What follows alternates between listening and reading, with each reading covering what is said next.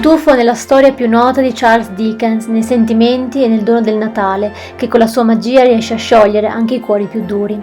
Arriva al Teatro del Parco di Mestre nei giorni 12 e 13 dicembre il balletto A Christmas Carol, realizzato dalla Scuola di Ballo del Veneto e promosso dal Comune. A ballare gli allievi della scuola dai 3 ai 25 anni, che porteranno in scena un racconto che attraverso la storia dell'avaro ed egoista Scrooge spinge all'altruismo e non dimenticarsi delle persone in difficoltà.